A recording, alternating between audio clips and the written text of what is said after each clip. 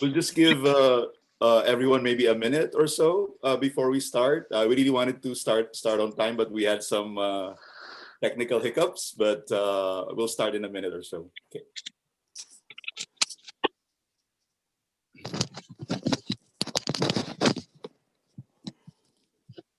Good morning, everyone. Good morning.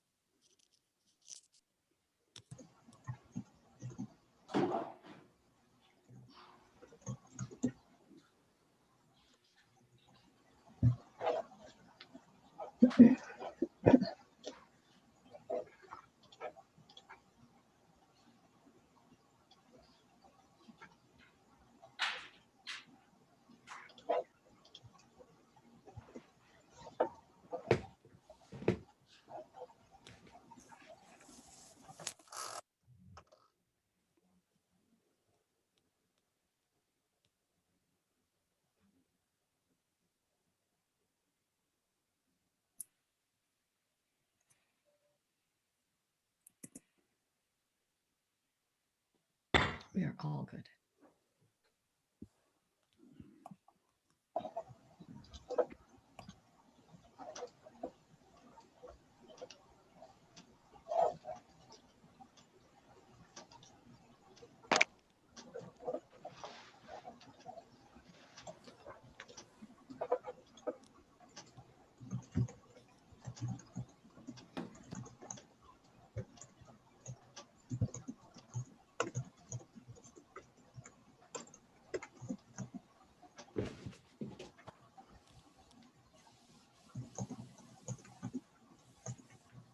Okay, that's about a minute.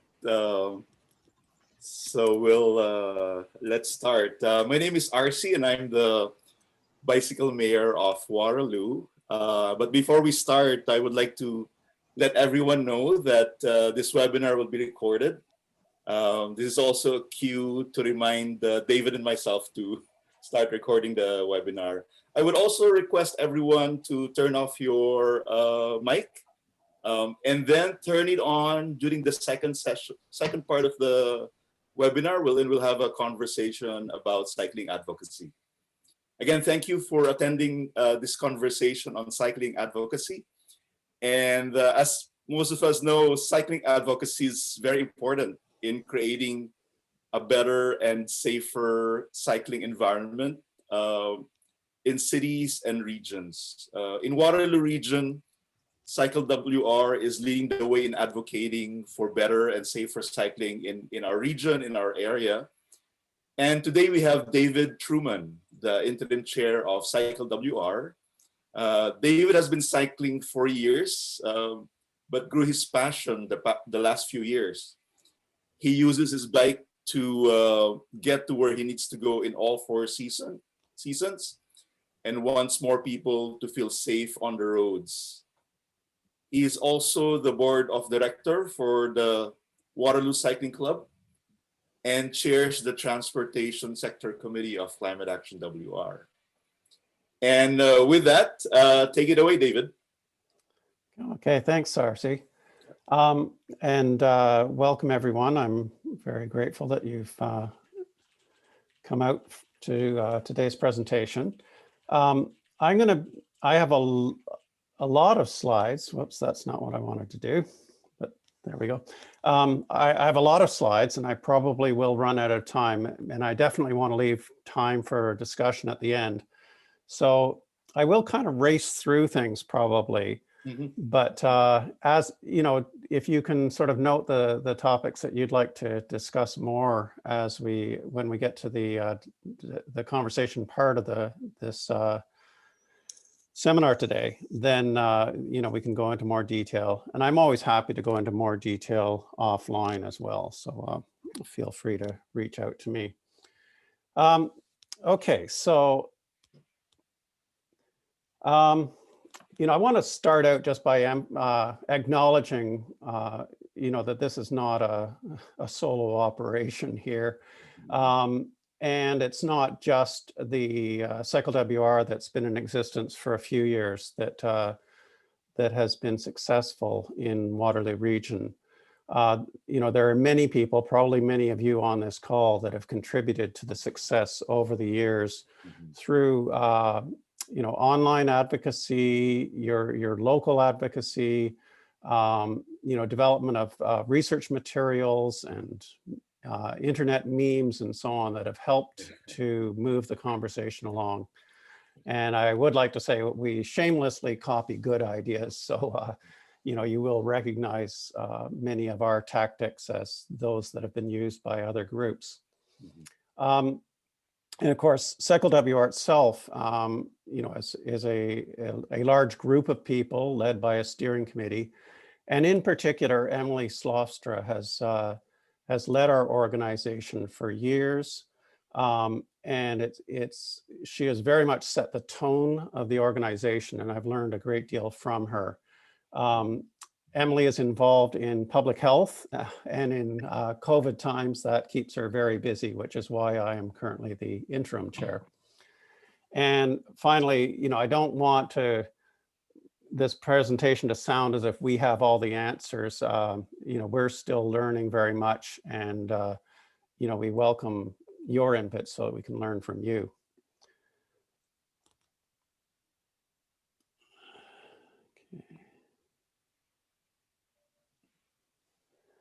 Okay, so before I get into detailed sort of tactics that we've found some success with, I wanted to cover some of our principles that have guided us. First of all, we started out and have continued to a large extent to be female-led. And we believe that has really helped us with the tone of our organization and has helped in our collaboration. I often stop when I'm doing things and ask myself, what would Emily do? And part of that is often, Emily reminds me, have you talked to them? So don't sort of take pot shots at people. Pick up the phone or get on a Zoom conference and have a conversation to understand their perspectives. We lead with gratitude because we are aware that there are lots of good things happening, and we need to acknowledge them and build upon them. Persistence is one of the qualities that I think has really paid off, and you'll see that throughout the presentation as well. And part of that persistence is accountability. We let people know that we are going to be back, and we will hold them accountable. And when we do that time after time in a predictable way, they come to expect it.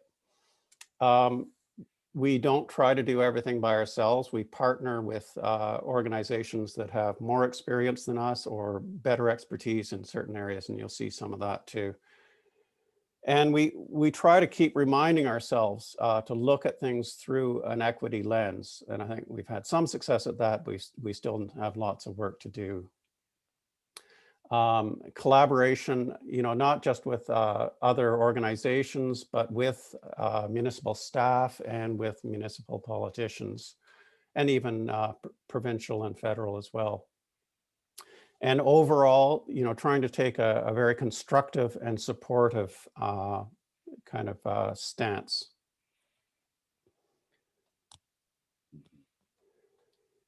Okay, one of our, we came into existence, I guess, about 10 months before a municipal election. And so one of our first things we focused on was how to influence the election to get more progressive councils in place. And one of the first things we did was rides with candidates.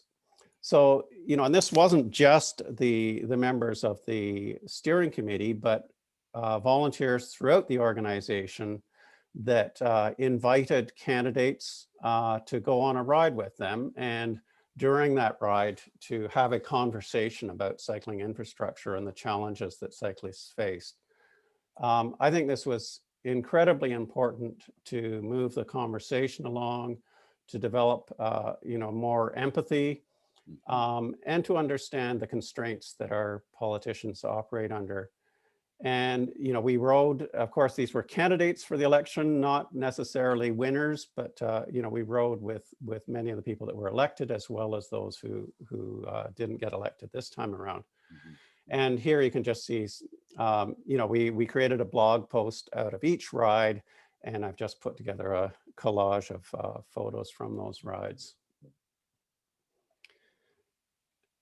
This led to an election pledge, which we put out both to the public and to our candidates. In the case of candidates, we recorded their responses to the election pledge.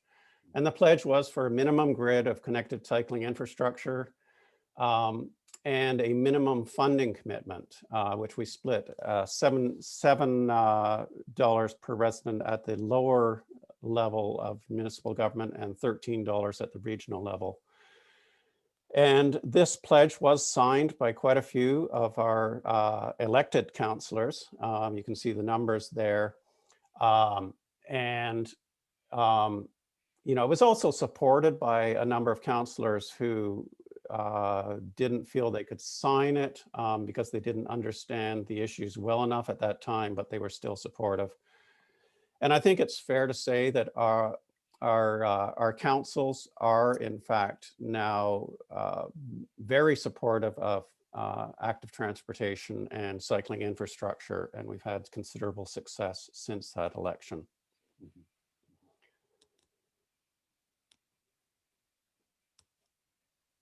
I have no idea why the slides sometimes won't advance. Whoops, that's not what I want.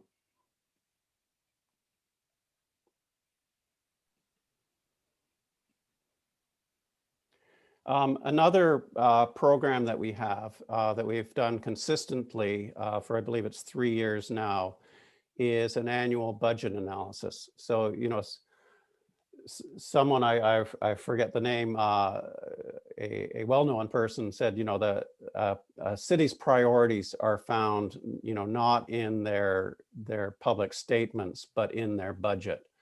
So we analyze the annual budget for all the cities and the region and report on it. We do so in a fairly positive, upbeat way, but the very fact that we do it, I believe, has created increased transparency, and both the politicians and the staff know that we're going to be doing it every year, so they're very aware when they form the budget that it's going to be analyzed. Another, I think, very successful program, I think it was actually City of Toronto, whether it was Bike TO or Active TO, we read their observation that one of the things they had failed at was, and failure is a relative term, of course, but not enough of a social aspect to their advocacy. And so in response to that, we started doing Folks and Spokes, which was just a casual get together at an establishment where food and drinks were available, usually themed, but mostly just casual conversation. And of course, the pandemic came along and we weren't able to do that anymore. So in October of this year, we started doing virtual Folks and Spokes, which are, I'm sure aren't quite as good from a social aspect, but they've still at least provided a point of contact for people.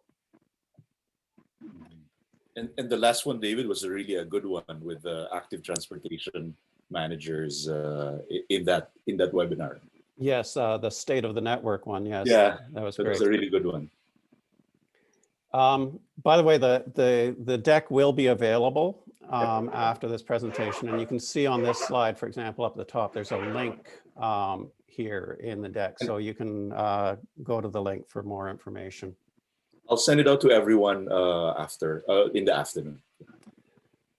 Okay, so this slide is all about what we did. we recognized that our trails were really well maintained in the winter, at least the ones that were officially maintained. And we realized that this was the Parks and Recreation staff, that their maintenance crews that were maintaining these trails. And so we wanted to recognize their efforts in a very positive way. So we did a little sort of casual fundraising on social media, specifically for this purpose. And we asked everyone to write a little testimonial about how having the trails clear was so important to them. And so you can see a collage here that we put together in a giant thank you card of all these social media messages of gratitude. And these were presented to the maintenance crews, along with, from the fundraising, we bought a bunch of Tim Hortons gift cards and gave them out to the crews. So I think this was really well appreciated and really helped to set the tone for the organization.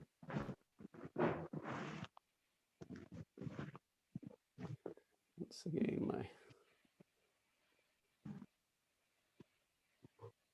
okay. Okay, so we also, of course, do a lot of the traditional advocacy steps of delegating at city and regional council.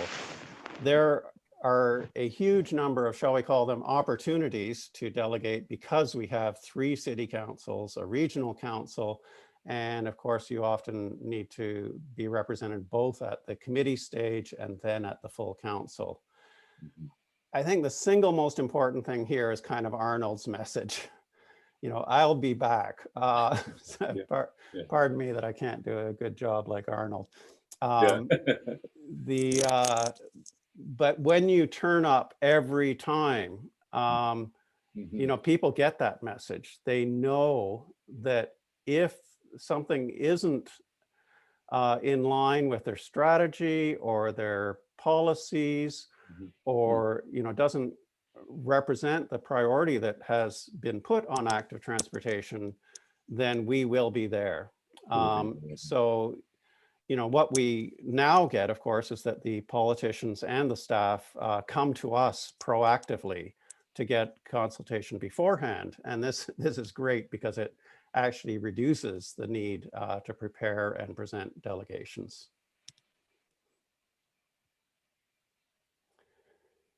A very big initiative happened this year, pandemic year, and that the initial proposal was put forward by Climate Action WR, but was taken up and very much championed by CycleWR. And this, of course, was, as happened in many communities, making space for physical distancing in active transportation. And on the slide, you can see a few examples. We had blog and email campaigns to our membership, to campaign regional council to vote for the temporary bike lanes. And then, when we actually won that campaign and they were voted in with 40 kilometers of temporary bike lanes, more than we ever expected, then we campaigned to thank the councillors for their support and to get people out using these new facilities. Part of the campaign to get people to use them was, and to present to the public and to politicians that they were being used, was a video campaign that Josh Orita put together. These are gorgeous videos that he did, representing a whole range of different users, and the link to his Twitter Twitter thread that puts together all these videos is in the presentation. I'm just going to, I have a feeling that we skipped some slides inadvertently, so I'm just going to double check here. No, I think we're okay. So another thing that we did to get usage up on the temporary bike lanes was we launched a campaign for active transportation to school, which we call Discover Your Superpower, which I have to acknowledge. It was the school transportation planning organization with Leslie Maxwell that had already had that name in a proposed campaign that they hadn't launched yet. So we co-opted that with their enthusiastic endorsement. The first thing that we did was a virtual forum, and this was done on Zoom, but live streamed to Facebook. And this was helping parents understand, how they could take advantage of active transportation, the benefits, and what aids were available to them. And you can see some of the traffic there that we've had on that forum. Another part of this Discover Your Superpower campaign was to offer to parents to find a safe and age-appropriate route for the student to reach school. So we developed this active transportation help request form where they could submit, the age of the child, the starting point for the transportation, the trip, and the end point. And actually, primarily, RC and I were the volunteers who worked on these routes using a number of different resources. And then we would plan a route, and then we would go out and actually ride it and take a video of the ride along that route. And then we would post the route and the video on social media.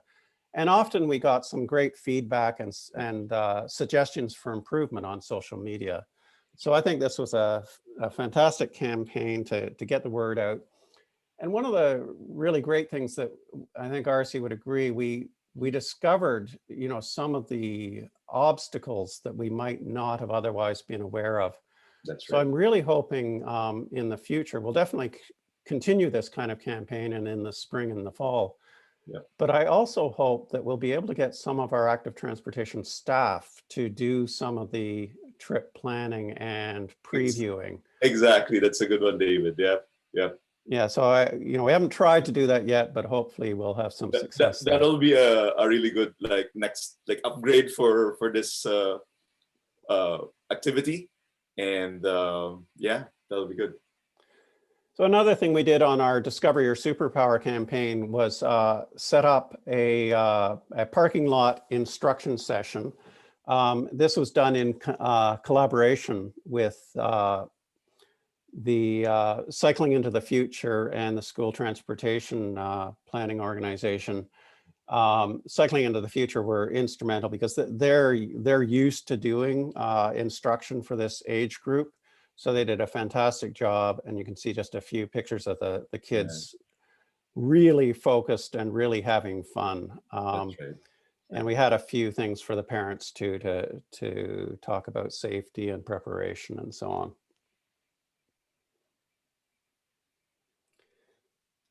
Another campaign that we have had ongoing is what we call Humans Who Cycle WR, WR for Waterloo Region, of course. And this is fashioned after the Humans of New York campaign that you may have heard about. And it's just trying to personalize and humanize the people that are on their bicycles. So, there's always a photo of the person and an interview, getting into sort of just their personal experience of cycling and why it's important to them. Of course, we do get out to community events. Every opportunity we have, not so many in the past year, but to have a presence and get the word out, build our membership. And, we currently have on our mailing list about 460 people. So I think we've had some success at building that up. And other than these physical events, we haven't put a real focus on building our membership, but that's probably something to come in the future. Mhm. And there you have the end of the presentation part of this. So I'm really looking forward to the discussion now and questions. Yeah. I'll stop the share. There. If you have any comments or questions, just unmute yourself and yeah, we can start the conversation. I'd like to, thank you for that and for offering to send out the slides. I'm in London, Ontario, and one of the things that struck me was the annual budget analysis, and perhaps it'll be answered when I click on that link. But what were some of the things that were being, what were some of the metrics that you were doing? I wouldn't say it's so much metric based. Certainly the consistency of the information that we're getting from the local governments is not high. So it's more presenting, what actually happened in the last year in terms of projects completed and spending, that was promised, that was delivered. And then, what is in the budget that we have to look forward to in the coming year. Mm-hmm. One of the things I mentioned was transparency. Because we've been doing this, we've been getting better information from the governments because they realize it's in their interest for us to actually tell the story for them. We're actually, we're better at getting information out than the governments are. So, we've been getting better quality data delivered to us. And, the first year we had to really dig for it, but it's getting easier and easier. And by the way, I would love to move to a more metrics-based approach, but we're not quite there yet. Well, I do think data is something that in the cycling and active transportation sector, we need a lot more of. Mm-hmm. Yeah, I'm a data junkie myself.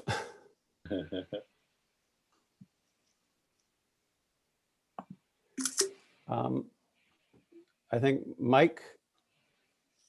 Yes, thanks, David. You mentioned that you had excellent winter trail maintenance over in Waterloo area. Yes, And, it's not as extensive as we would like, but the trails that are maintained are very nicely maintained. Okay, I was kind of wondering, I just actually did send a compliment to our city staff just the other day on our main Trans-Canada Trail section, which was plowed after that huge snowstorm quickly. Yeah. But previous to that, I did actually send in a bit of a concern that they weren't actually getting out soon enough so that people know that our trails are predictably, so that they will actually start using them more. And I find we don't have that predictably clear kind of condition. Well, you're just going to go car because you don't know if they're actually going to get like at 4 o'clock or next day or whatever it is, So I'm wondering about the level of service commitment they have in Waterloo compared to, say, Guelph. Yeah, I think the actual commitment, I don't have it on the top of my head, but it's not fantastic. It's something to do with 24 hours after the storm, which we all know is not adequate. But they actually do better than that, so that's why it's pretty decent. I noticed the standard in Oulu in Finland is that the snow will never be deeper than 4 centimeters. So they will start after 2 centimeters and they will not let it get worse than 4 centimeters. So that's the kind of standard we need around here. But yeah, it may take a while to get there. Be fantastic if we could get a provincial standard, wouldn't it? It would actually. I just sent that great YouTube video of that, actually what they do there to city staff, just so they'd have an idea of what, the actual best in class could be in the future for us, hopefully eventually, Yeah, I noticed that there was another video, and I think it was Oulu, but it might have been another Finnish city, where the contractor, they require that the contractor actually ride the trails themselves. And the contractor is also required to put on social events Yeah. for the cyclists. So they, they're there to hear the feedback directly from the people using the trails. So it's amazingly progressive. I think we have Arthur.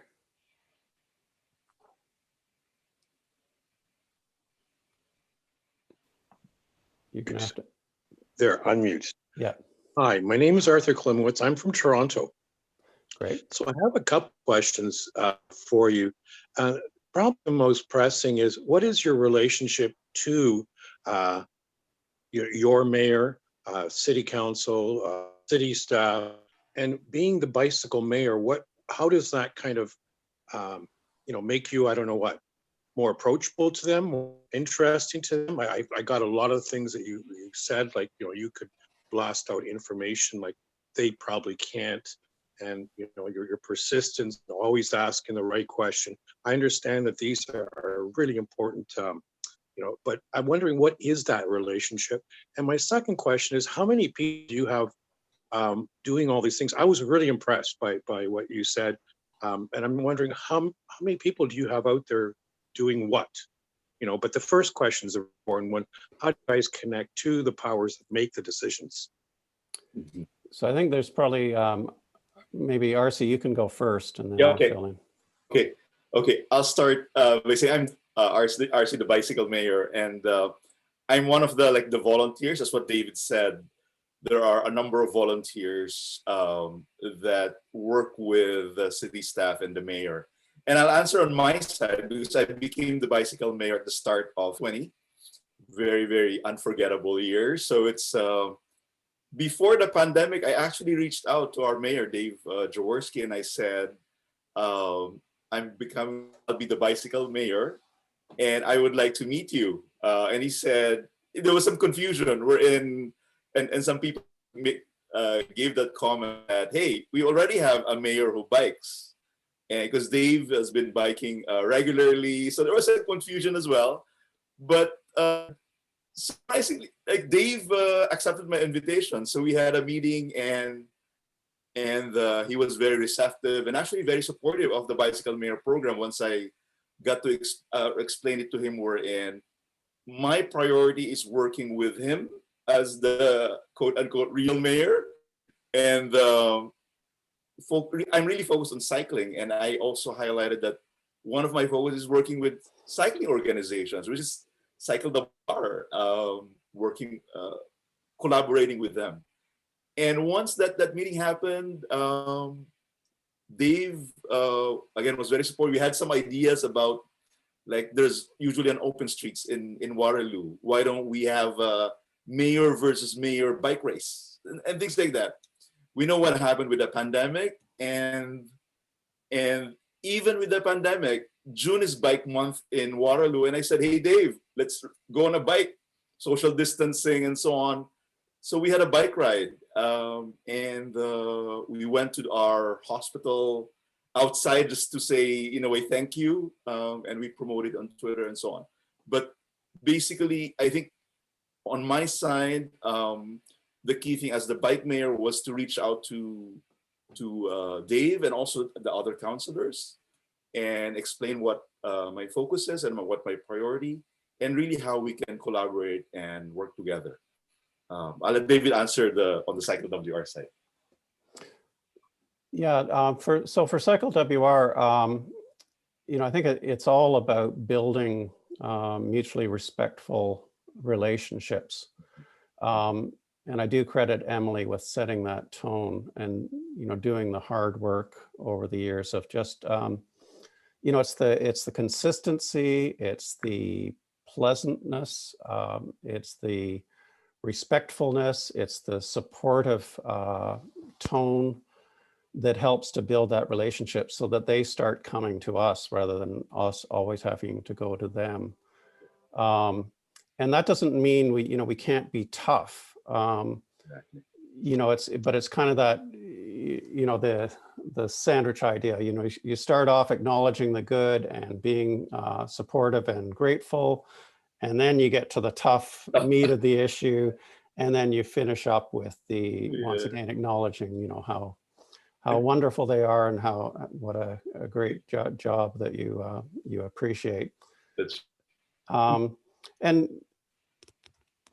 you know, I think that has to be genuine. Like I don't think you can fake it. So you have to, you know, even if it doesn't come naturally to you, learn to be, you know, to be more appreciative and to look for the good part. So Danielle has a question. I think Lori had her hand up first. Okay, sorry. Lori. Thank you. Good morning, everybody.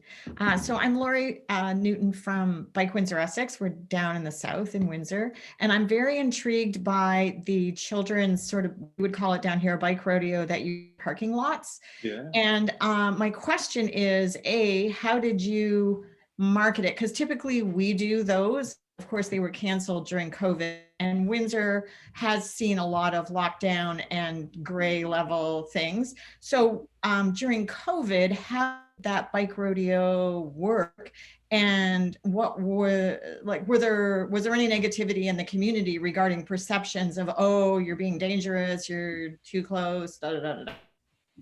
Yeah, so we emphasized, you know, following all the local health rules, so that it was limited to 25 people, including instructors, which was the guideline at the time. And we asked that everyone wear masks, even though it was outdoors. We certainly didn't enforce that with the kids, but all the adults were, most of the kids actually had a mask, although it wasn't always on their face. But all the adults did actually wear a mask. And we made sure that was prominent in our advertising of the event, so it was clear that we weren't flaunting the rules.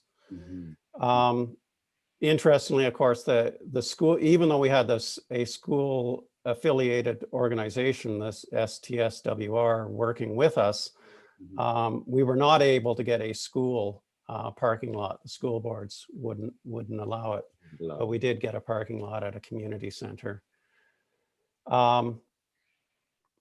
You know, and in terms of promotion, it's the first time we've done that. You know, I wouldn't say, you know, the response wasn't overwhelming. So, you know, we'll definitely have to build momentum on that and find better ways of getting the word out. And of course, it'll probably help when it's not in the middle of a pandemic. And we also had to, for various reasons, postpone it until it was mid-October. So that, you know, some people might have been scared off by the weather too. Thanks, well done. Okay, on to Daniel. Hi. So I just have a question. There was an announcement a year or two back about Kitchener installing the first Dutch roundabout, because I'm from Ottawa. We have a lot of roundabouts in my area, but we don't have any cycling infrastructure with, you know, coordinating with the roundabouts. So my question is, where's the project now, and were you guys a part of that? I didn't personally have any input on that, but I believe at least Emily, possibly others in CycleWR did. And you know, it actually is complete now. I would have to say, you know, I think the staff proponents are careful now to say a Dutch inspired roundabout. Yeah. Because it really is lacking. For one thing, personally, I believe the most important feature of a Dutch roundabout is the exit angle, which is quite acute. So it slows the cars down on exit. So they're more likely to stop for pedestrians and cyclists. Yeah. But and that hasn't changed. It's still the, you know, those exit angles that allow you to accelerate and speed out of the roundabout. The other thing that unfortunately our provincial law doesn't allow us to do is the actual cycle path crossing. While it is marked with green paint, it's still officially a yield to traffic crossing. And that is because the provincial rules will not allow you know, a PXO or a you know, pedestrian priority crossing to be combined with a cross ride, which is really stupid, but I don't believe it's even been fixed in the updated Book 18, which isn't out yet.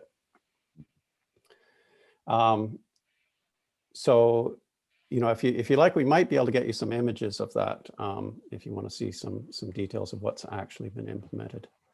Yes, I've been trying to find images. I couldn't, so that'd And I be see really appreciated.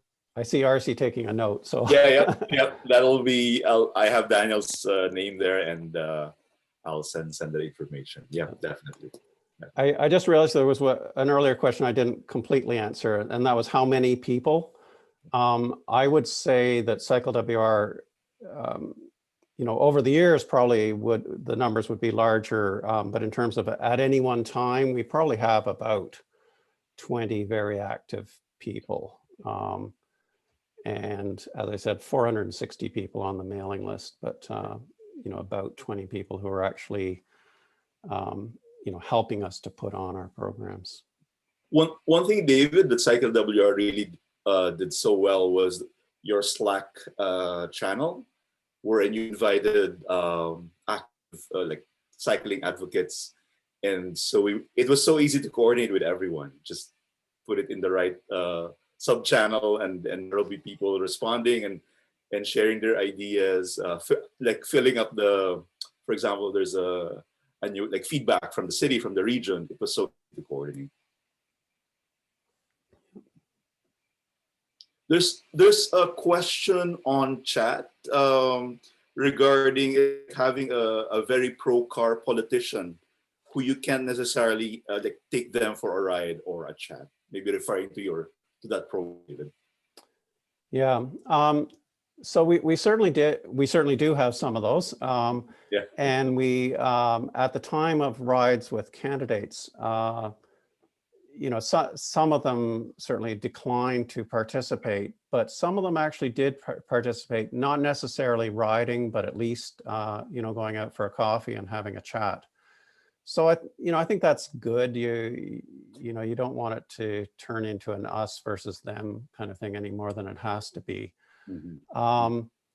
You know, and over our temporary bike lanes, we certainly had some some very vocal and animated opposition, including on council. Yeah. And one of the councillors who was particularly outspoken, you know, bless Emily, she actually did, you know, pick up the phone and had a conversation with him, which I, you know, have to give her credit, because I don't think I could bring myself to do that in that particular case. He was so, I don't think I have a polite word for it. David, yeah. But I think, you know, that's where Emily really shines. Just a word there. Yeah.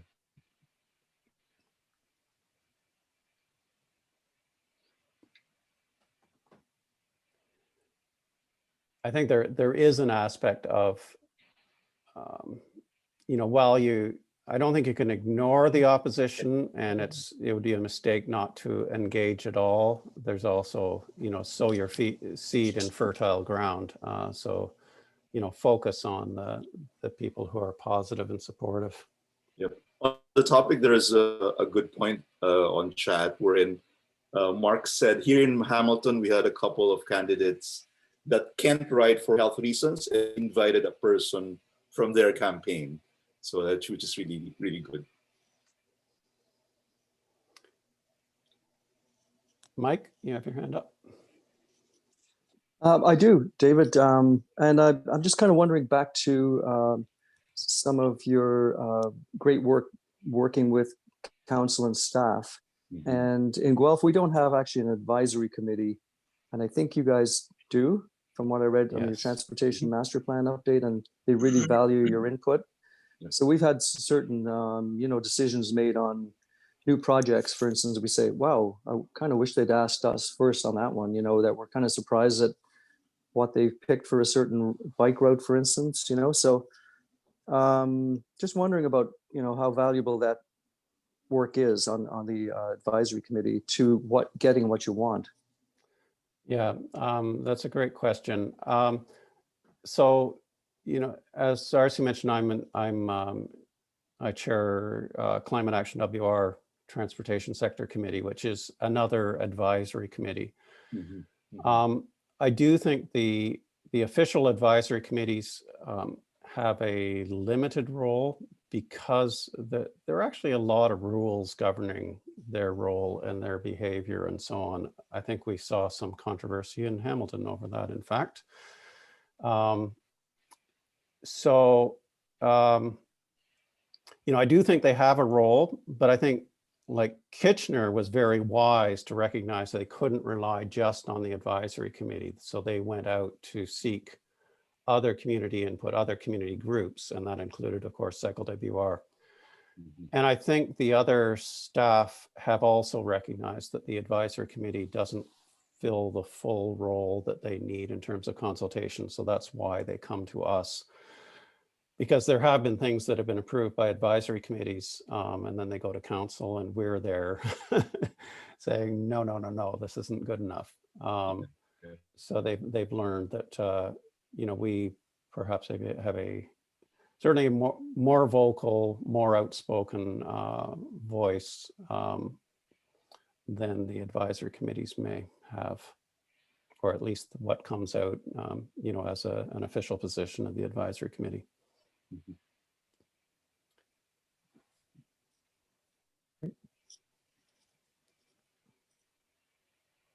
I have another question, if I might.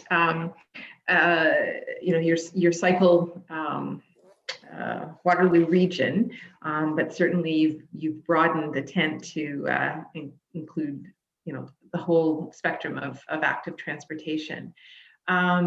Is that something that in the future you see really using that terminology more? Is that something in terms of also, creating more public support and understanding you see as being of importance? Yeah, great question. I think I get used to using that terminology in part because the cities really like that terminology.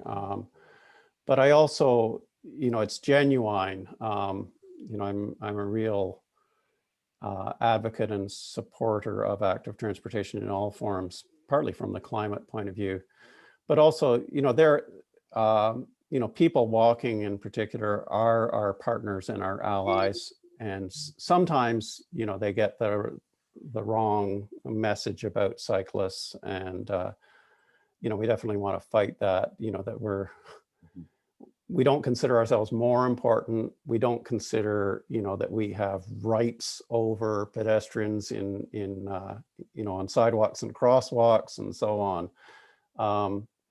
And it's the evidence is out there, of course, to support that, cycling infrastructure actually makes things better for pedestrians too.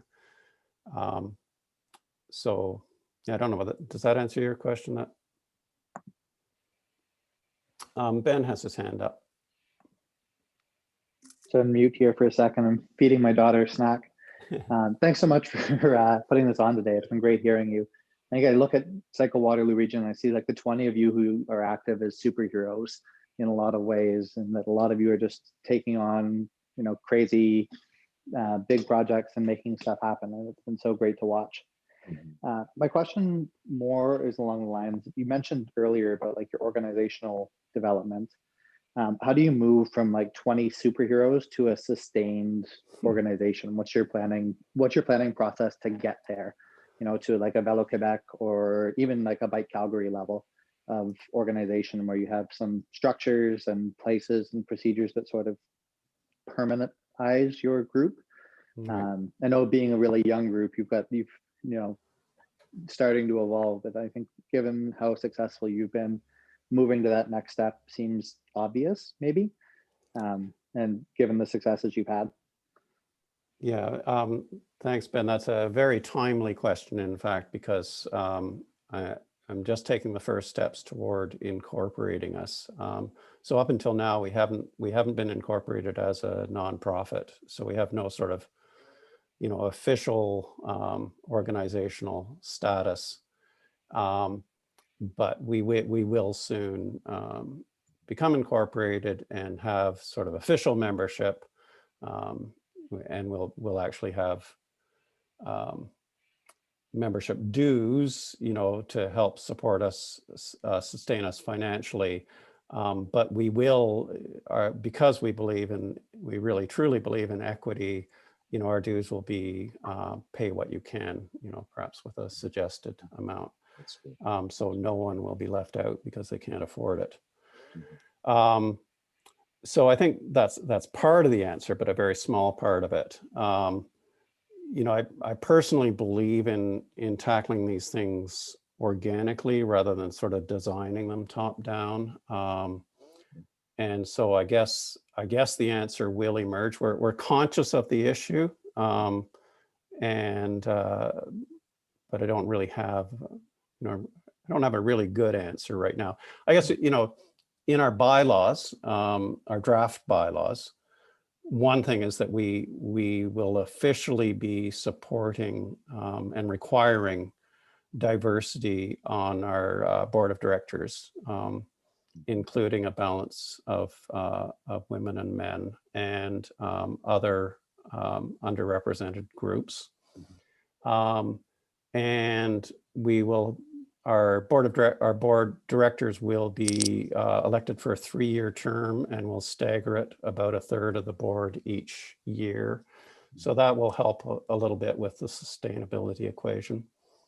But yeah, I don't think I have all the answers, but certainly if you have any suggestions, I'd be happy to hear them too. Yeah, maybe we can chat offline about that. I was involved with developing that for Bike Calgary's organization. I think they're still using a bunch of kind of the recruitment, retention, engagement stuff that we worked on back then. It was me and Richard Zach, Prof at UC, who did a lot of that work. And I think it'd be worthwhile to chat about how to, happily and organically grow your organization and get more people in the game. That's always the word. It's get in the game. And the more hands you have, the fewer things that those 20 superheroes have to do. Because I think that all of us would rather be doing something rather than attending a meeting asking for our own safety. Yeah. Ben, what's your last name, just that I'll recognize it? Oh, it's Ben Cowie. I'm London Bicycle Cafe. Sorry that it didn't come up. In the Bicycle Cafe in London. In London. Okay, London. great. Yeah. Okay, great, Ben. I follow you all the time on Twitter. Yeah. Yeah. But I have a lot of Bens in my life. Yeah, no, my last name isn't up on the Zoom for some reason, or there isn't any identifier. I'm on my iPad, so it's not store material today. Great. Thanks, Ben. I'd appreciate that input. Mike. Thanks, David. Actually, the timing of the last question was almost perfect because I was very interested to see if you guys ever would become incorporated like GCAT in Guelph has. And I just want to advise you that there'll be a lot of meetings over and, governance and policy. And some of us kind of get driven nuts by it. But I think in the end, it's actually probably, the best way to have an organization. There's really good reasons for actually doing it. But my question actually is, I wonder if you guys ever get involved with delegating when there's a new housing development or like an infill, as we recently did, which actually was asking for reduced parking in lieu of providing lots of secure bike storage. Because that's another avenue that we hadn't thought about too much till recently. But if you think about it, it's actually another way of encouraging, safer communities that are compact and less car dependent and all that sort of stuff. Yeah, I think that's a great point. We haven't, I don't think we've done that as an organization yet, but you know, if that specific instance came up, we certainly would. Certainly a lot of us are, you know, progressive in many other ways, and we would individually be involved in those movements as well. But I agree, you know, that you have to have the infrastructure at the ends as well as in the middle of the trip. Martin. Yeah, hi there. Thanks very much for putting this presentation on. I've been working in this area for, I realized, 30 years this year. I did a huge bike ride to Europe, and two of them, 85 and 89, about 15,000 kilometers. And I realized how far we were behind in 1989. And I don't even think we've caught up since then to where they were then now. And of course, they've moved much further ahead. I also appreciated, you know, your comments about, you know, staying positive, because after 30 years and seeing how far behind we get, you get kind of jaded. And so recently I'm in Guelph as well, and I see Mike here and a few other people I know. Jamie, I see here. You know, it's the first time in 30 years. I worked in Toronto for about 20 years on cycling issues, infrastructure issues, actually co-founded the Toronto Coalition for Active Transportation, which is now the Toronto Centre for Active Transportation, folks know. But for the first time, I'm actually opposed to some bicycle infrastructure.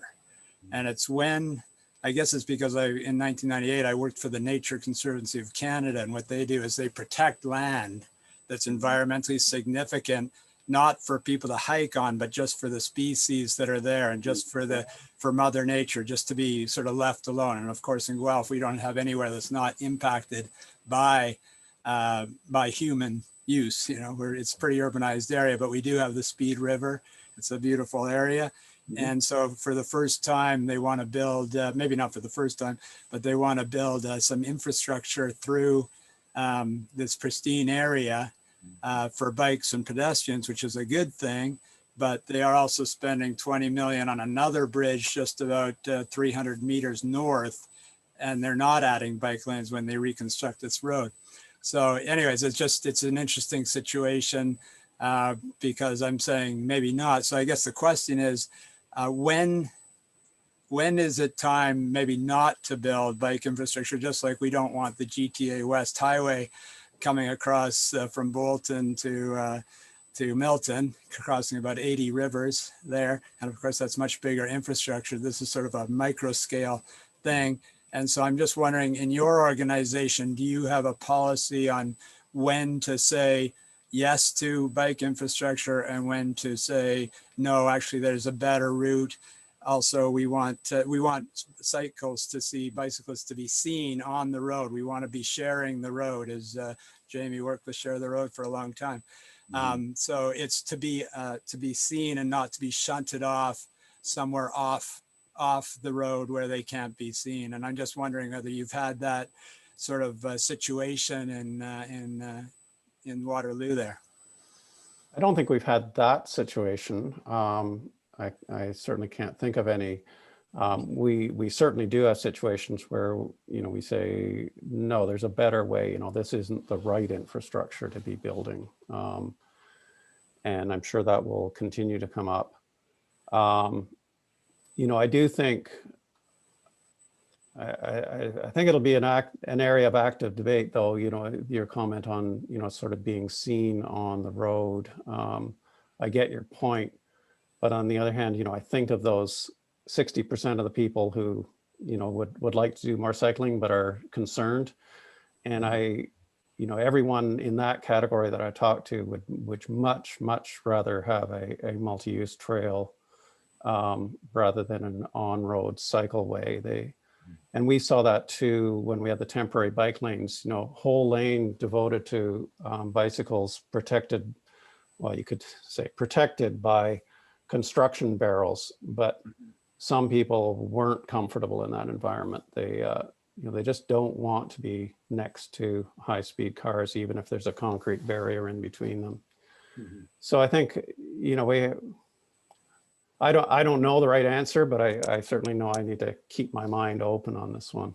Yeah, it's hard because you have the environmental reasons, there's security reasons, there's safety reasons, there's garbage reasons. There's just the fact there's snapping turtles that don't have a voice, you know, and actually a neighbor of mine just saw an eagle right in this area just this morning. And so these are the kinds of things that will be, you know, history when they start building. They may come back sometime down the road, 20 years from now. Yeah.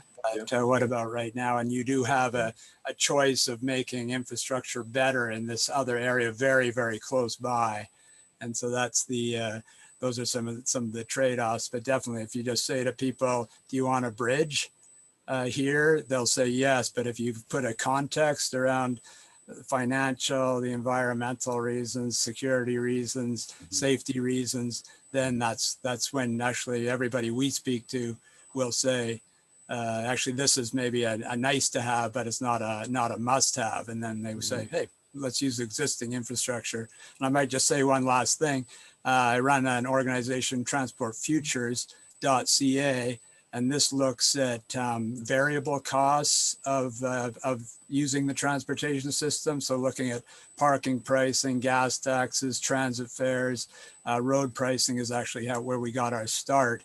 And we believe that once you use those mechanisms better, and some of them like road pricing is something where municipalities have to work with the province on that. The province always has the final say on whether something like that can be approved, but then we can use existing infrastructure much better, and we won't have to even build, whether that's expanding roads, you know, for cars, or whether that's a bike bridge in a pristine area.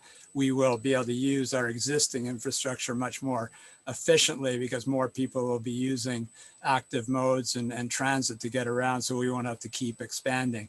So anyways, if folks want to look at transportfutures.ca, I welcome you to do that. And I'll put that maybe in the chat as well, if that's okay with everybody. Yeah. And a little link to this bridge situation as well, if you're on Facebook. Yeah. So thanks very much for doing this. Yeah. Thanks, Martin. So I think we're just about out of time, but we'll let Dave have a question here. He's had his hand up for a bit. Sorry, Mike, I meant. Thanks. You know, I just hate to have to speak on this issue because Marty and I have completely different opinions on this. GCAT will actually be delegating for this bridge, and I know he will be delegating against it. Mm-hmm. And first of all, his claim that this is a pristine area is completely exaggerated. It's right beside an industrial, heavy industrial stamping industry. There used to be a previous bridge there, and there's historical fill down by the river. There's a hydro corridor running right across this area. I will admit that it's actually a spectacular part of the river, and this bridge will actually open this up to the public for their enjoyment. And the city has promised to minimize any impact on this river and any sort of species at risk.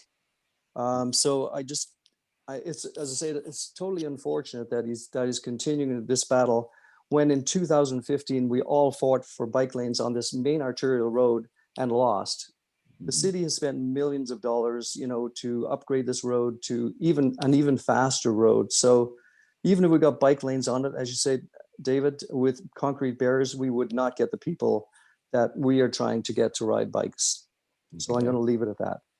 Okay, Mike, we'll have a debate on it sometime. Yeah. The Ministry of Environment's come in and said the city's screwed it up. So we've got a year to make it better. So. Okay. Well, if you guys need a mediator. Yeah, thank you. I'd be the perfect person. For another time and another place. Yeah. Come over to Guelph. We'll show you. Yeah. Has anyone been just dying to get a question in and we haven't recognized you? Someone who perhaps hasn't asked a question yet or made a point? Yeah.